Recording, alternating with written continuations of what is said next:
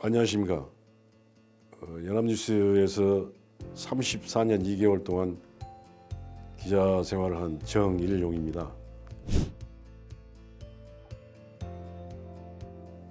정보주권이란 말은 이제 쉽게 말씀드려서 정보에도 주권 개념을 집어넣어서 우리의 정보를 지키자 뭐 이런 뜻이겠어요. 근데 그게 무슨 말이냐면은 정보 주권의 그 상대적인 개념은 정보 제국주의라는 말이 있습니다. 이 세계에는 메이저 통신사라고 있는데요.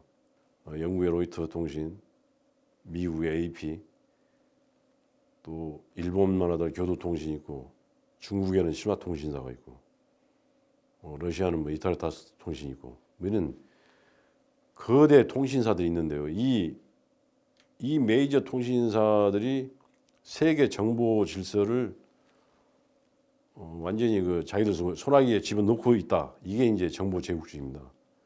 그 나라들의 국익을 위해서 만약에 그 메이저 통신사 서로 이득이 합치가 돼서 우리가 이 남자를 여자로 부르는 것이 우리한테 이득이 되겠다라고 이렇게 자기들이 마음 먹으면은 정말로 남자가 여자로 이렇게 변하게 됩니다.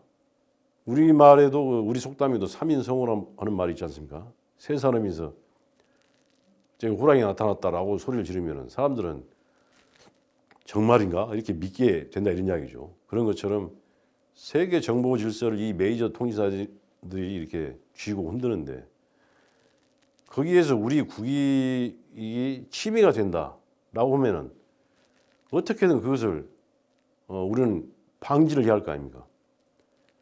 얼마 전에 이 한반도에 정말 전쟁이 임박했다라고 하는 외국 통신사들, 외국 언론사들 보도가 줄을 이어가지고 그러나 그 당시 우리가 볼 때는 전쟁이 일어날 것 같지는 않은데 자기들이 보기에는 막 전쟁이 일어난다고 그러면서 심지어 부추기기도 하고 그것이 자기들이 이익에 부합이 되기 때문에 그렇게 하는 거죠. 그렇다면 우리로서는 그렇지 않다. 전쟁이 무슨 일보 직전까지 온 그런 급한 상황이 아니다라는 그런 기사를 내보내서 이 평화를 지키는 것이 우리의 국익을 위하는 거 아니겠습니까? 저는 우리 IMF 외환 위기 이런 상황도 어쩌면은 거대 언론사들이 한국에 외환 위기가 닥쳐왔다라고 곧 그럴 가능성이 있다라고 한 목소리로 떠든 것이 저는 대단히 그것이 악영향을 미쳤다고 생각합니다. 만약에 우리 언론이 특히 연합뉴스가 그것은 그렇지 않다라고 우리가 정말 목소리를 내고 그것을 널리 퍼뜨리고 했다면은 좋지 않은 결과가 이렇게 나왔을까 이런 생각도 해보곤 합니다. 우리 연합뉴스는 특히나 국가기관 뉴스 통신사로서 이 국익을 지켜야 할 그런 책무가 있죠. 그리고 우리는 6개 외국어로 해서 이렇게 기사를 내보내고 있습니다. 우리가 우리 국익을 지키기 위해서, 즉 정보 주권을 지키자라고 하는 우리한테 주어진 책무를 잘 하고자 하는 그런 장치라고 이렇게 생각합니다. 우리가 원래 추구했던 법은 연합뉴스 사법이었습니다. 지금은 이제 뉴스통신진흥법, 일개 한 통신사를 상대로 한 법이 아니고 일반적인 통신 매체를 상대로 한 그런 법으로 이렇게 바뀌었죠. 제가 1997년도에 연합뉴스 노조 위원장을 맡았는데 그 전에 제가 들은 이야기가 있었습니다. 어떤 교수님한테 프랑스의 대표 통신사가 AFP 아닙니까? AFP 법이 있단 말을 그때 들었어요. 그래서 제가 노조를 맡으면서 만약에 AFP가 그렇다면 우리도 좀 한번 이걸 따라서 해보면 어떻게 될까? 그렇게 하면 참 좋겠다 이런 생각이 들었어요. 왜냐하면은 연합뉴스가 자발적으로 이렇게 생긴 게 아니고 그 당시 그 정부에서 만들었기 때문이죠. 정부에서 만들어 놓고는 야합에서 만든 것처럼 그렇게 내팽개친 것이 그 당시 현실이었어요. 그래서 어떻게 AFP라고는 그 하나의 그 통신사를 대상으로 한 그런 법이 생겼을까? 정말로 이런 법이 있기는 한가? 그래서 우선 과연 그 법이 있는가를 찾는데 그 상당히 그 비용을 좀 들였습니다. 국내에서 아무리 찾아도 안 되고 외국에도 나름대로 찾아본다고 했습니다만은 찾아지지도 않고, 그래서 어떤 법무법인에다가 의뢰를 해서 찾아달라고 했더니 정말 그 AFP 법을 찾아왔어요. 야, 이런 법이 있는 게 사실은 사실구나 이렇게 이제 생각을 했었고, 그렇다면 우리도 좀 이런 식으로 좀 해보면 어떨까라고 생각을 했었고, 또 어떤 분들은 거기에 대해서 상당히 찬성을 했습니다.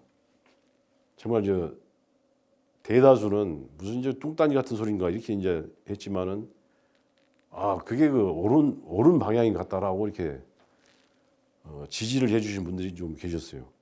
그래서 그 법을 이제 번역을 하고 우리 또 조합원들 그 불어 전공은 그분들한테 좀 부탁을 해서 그걸 또 번역도 하고 그런 그 여론화 작업도 하고 이렇게 했는데, 도중에 이제 어떤 사람들이 왜 이제 대한민국의 연합 뉴스만 그 통신사가 있는 게 아니고 우리 같은 다른 통신사가 있는데 어떻게 해서 그런 일개 언론사를 법으로 이렇게 제정해서 뭘 지휘를 부여를 한단 말이냐, 이런 이제 반대 여론이 있었습니다.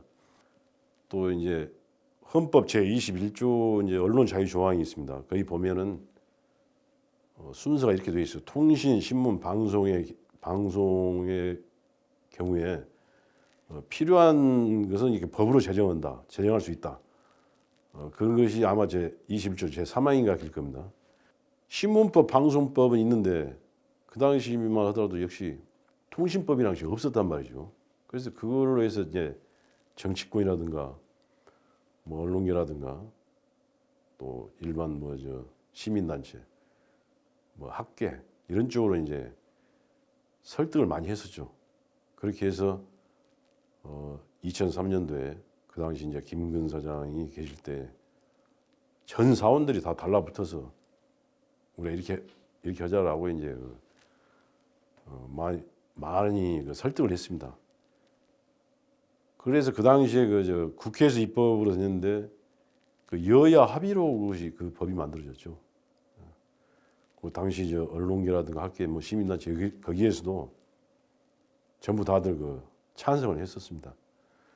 그래서 뉴스통신진흥에 관한 법이 이제 탄생을 했고, 지금 이제 그 법이 이제 탄생한 지 이제 18년, 20년 가까이 되는데, 그 당시 우리가 추구했던 것은 연합뉴스 내부에서 이렇게 이 법을 통해서 이루고자 했던 목표는 재정을 좀 건실하게 만들고, 그리고 기사 보도에 있어서 그 언론사답게 언론사로서 독립성을 갖고서 이렇게 보도를 할 수 있게 재정 건전성과 또 기사 보도의 그 독립성, 이 두 마리 토끼를 한꺼번에 잡자라고 하는 그런 목표가 있었습니다. 지내놓고 보니 어느 정도 성과가 있었던 것은 분명합니다. 그 법이 제정됨으로 해서 연합뉴스는 제2창사를 하게 됐다라고 하는 평가가 일반적이죠. 그러나 아직도 부족한 점이 많습니다. 그 법이 원래 추구했던 대로 제대로 하고 있는가, 거기에 대해서는 통렬한 반성이 필요하다고 생각합니다. 언론 전체적으로 욕을 먹고 있기도 합니다만은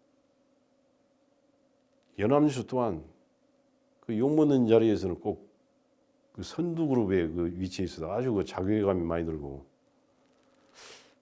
우리가 그 당시 그 법을 제정했을 때 이렇게 하자고 했던 것이 아닌데 왜 또 이렇게 또 옛날처럼 정권의 통신사냐, 뭐 정부의 통신사냐, 뭐 이런 말까지 그런 오명까지 이렇게 듣고 있는가?